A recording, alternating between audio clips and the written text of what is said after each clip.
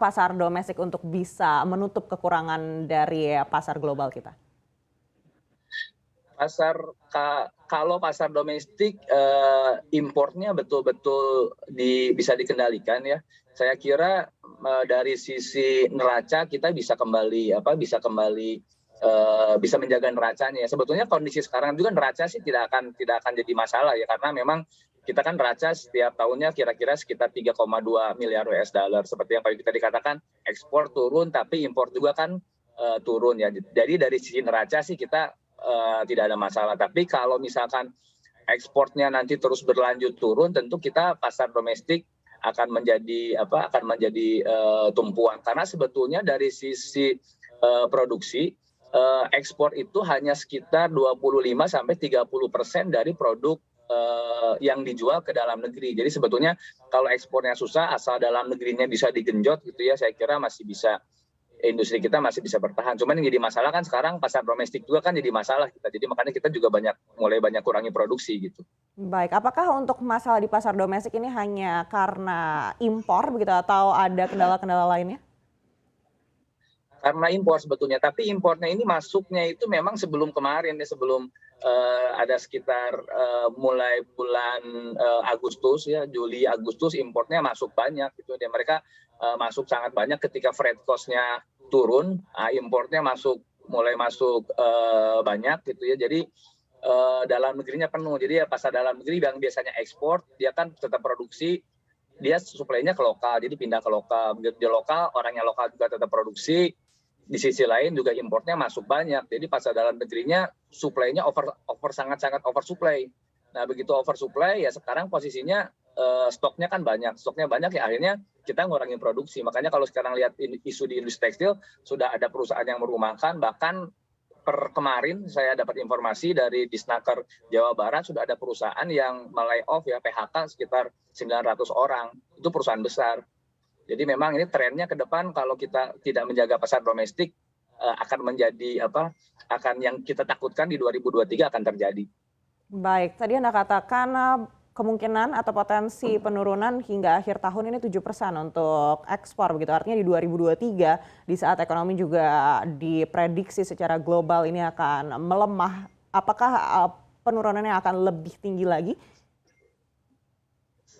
Kalau prediksi agak sulit ya, mungkin turunnya seberapa banyak turunnya ya, tapi karena kan ini kan kita nggak bisa atur ya kondisi geopolitik di Uni Eropa dan di Amerika, tapi ya kemungkinan besar sih masih akan turun lagi untuk ekspor. Jadi kalau ekspornya turun ya mau nggak mau tadi yang seperti saya katakan lokalnya harus kuat. Beralih lagi ke Pak Yuki. Pak Yuki, tadi kalau disampaikan oleh Pak Retma di industri serat dan juga benang ini sudah terancam dengan adanya badai PHK begitu. Apalagi di tahun depan meskipun ada optimisme tapi tetap ada potensi tersebut. Kalau di asosiasi seperti apa melihatnya? Kalau kita lihat semester kedua kemarin bulan Juni ya, kalau dari sisi kegiatan logistik dan transportasi total supply chain kita masih di peringkat ketiga dari perspektif investasi. Sebetulnya masih tumbuh gitu ya.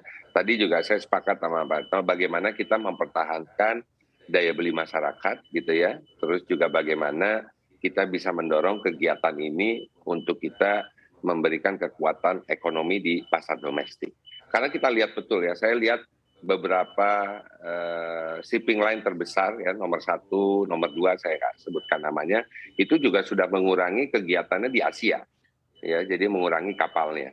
Nah, ini tentunya akan sangat berdampak terhadap beberapa bulan ke depan. Kita perlu lihat lagi, mengevaluasi, dan ini juga akan sangat berdampak kepada beberapa anggota kami yang khususnya bermain di kegiatan ekspor dan impor. Seperti itu. Baik, kalau di luar sektor dari 5 komoditas unggulan yang disampaikan Pak Yuki tadi, apakah ada potensi penurunannya akan cukup signifikan di resesi global 2023 nanti? Rasanya tidak. Saya berharap untuk tidak. Ya, karena saya lihat hanya masalahnya di sektor yang tadi saya sampaikan kan mereka tidak mempergunakan kontainer, ya mereka mempergunakan jenis kapal yang berbeda. Nah kalau lihat trennya sekarang terus tumbuh gitu loh. Nah ini yang kita harapkan, bahkan nikel misalnya ambil contoh gitu ya, itu mengalami kenaikan yang sangat luar biasa tahun ini gitu loh ya. Dan nilainya kan bukan raw material, tapi udah berbentuk bahan setengah jadi. Jadi banyak potensi, makanya kita sangat mendorong apa yang dilakukan oleh pemerintah melalui hilirisasi, transformasi industri, dan lain-lain. Agar nilai yang bahan mentah tadi memulai nilai tambah dengan barang-barang tersebut sudah dilakukan hilirisasi.